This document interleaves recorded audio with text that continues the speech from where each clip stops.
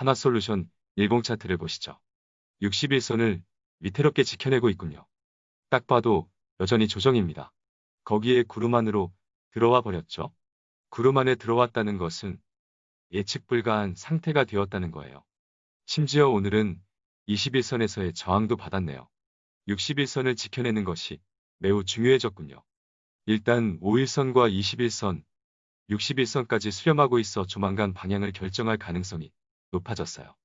아주 애매한 상태입니다. RSI를 보면 더 애매해지고요. 스토캐스틱은 제정신 아니네요. 보조지표도 방향을 알려주질 않는데요. 대웹이라도 되나 본데요. 주봉을 보시죠. 20주선이 올라오는 것을 기다리고 있죠. 20주선 부근에서는 반등이 나올 겁니다. 지금 매수를 논하기는 어렵지만 일단 4만원 초중반을 노리는 걸로 해둡시다. 주봉상 보조지표를 보니 일봉에서 본 거보다 더 상태가 안 좋은데요. RSI는 반등을 기대하게 하지만 스토캐스틱을 보면 오히려 매도에 가깝습니다. 주봉도 제정신 아니네요. 월봉을 보시죠. 월봉을 보니 죽지는 않았군요. 현재 5월선이 43,000원 초반에 있네요. 앞선 주봉에서 말한 가격대랑 비슷하죠. 어쨌든 월봉상으로 봐도 RSI가 과열 구간에서 진행 중에 있고 스토캐스틱은 매도 신호에 가깝습니다. 당장은 매수하기가 어렵겠네요. 수급을 보시죠. 어제 오늘 외국인이고 기관이고 할 거 없이 던졌죠? 일단 내일 반등이 나온다 하더라도 어쩔 수 없이 관망하는 것이 맞아 보이네요. 다시 일봉 보시죠.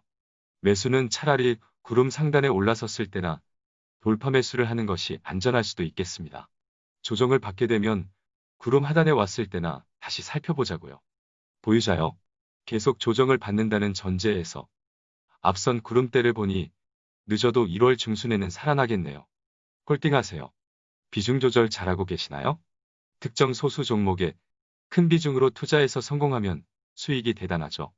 몰빵 투자로 성공하는 것이 너무도 달콤하니 자기도 모르게 중독이 될 수도 있습니다. 그렇게 투자금이 커지면서 결국엔 중독된 몰빵 투자로 몰락하시게 될 겁니다.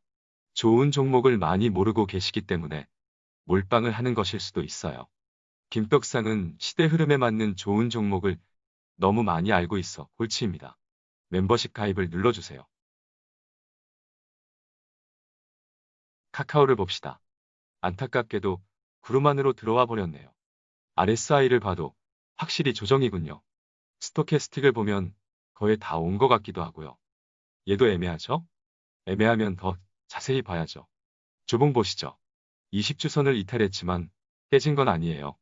걸쳐 있습니다. 추가 조정을 고려하면 전환선이 위치한 36만원은 꼭 지켜줘야겠군요. 36만원이 깨지면 기준선이 위치한 34만원까지 열리는 거네요. 하지만 이 정도면 최악의 상황을 고려한 겁니다. 지난번과 같이 34만원 아래로 내려가는 것은 가능성이 거의 희박하다는 생각이에요. 왜냐고요? 카카오니까요. 주봉상 기준선이 깨진다는 것은 거의 끝났다는 신호에 가까워요. 카카오와 같이 성장하는 기업이 그럴 리가 없죠? 만약 그러면 마이너스 통장까지 까서 공격 개시하면 되죠. 주봉상 RSI는 상승 추세를 유지하고 있고 스토캐스틱은 애매한 상황이네요. LI 월봉도 봅시다. 5월선을 다시 깨냐 마냐의 중요한 순간이 돼버렸군요. 월봉의 보조지표를 보니 이거 매수하기가 상당히 곤란하네요. 월봉까지 봐도 이렇게 애매한가요? 수급 보시죠. 수급까지 보니 확실한 것은 아직 반등 신호가 없다는 겁니다. 그러네요. 어쩌죠? 내년 실적 전망이나 해볼까요? 카카오 수익성 개선에 1등 공신인 카톡 광고 비즈보드의 매출이 급증하고 있습니다. 작년 710원이었던 비즈보드 매출이 올해는 2,400억 정도로 전망됩니다. 내년에는 카톡 광고 매출이 얼마로 성장할까요? 무려 5,200억으로 성장할 것으로 전망되는군요. 내년 카톡 광고 매출 성장만 해도 올해의 2배가 넘는군요. 대박인데요? 이래도 포기하실 건가요? 아무리 좋은 기업도 아무 이유 없이 조정을 받을 수 있죠. 몇 달 전에 삼성전자나 LG화학을 다시 기억해 보시죠. 기업이 좋아도 조정을 받는 것은 어쩔 수 없어요. 시장이 결정하는 겁니다. 조정의 깊이와 기간도 알 방법이 없습니다. 얘기해봤자 예측에 불과한 거예요. 우리가 할 수 있는 것은 버티는 겁니다. 너무 급하게 올라왔기 때문에 지쳐 힘이 없는 것을 어쩌겠어요. 중요한 것은 주가가 아니라 우리가 투자하고 있는 종목이 좋은 기업이냐입니다. 좋은 기업이라면 충분히 조정을 거친 후 과거보다 더 높이 올라서게 되어 있습니다. 투심을 잡아드리기 위해서 하는 말이 아니에요. 이건 진리입니다. 그렇죠? 그럼 얘도 홀딩입니다.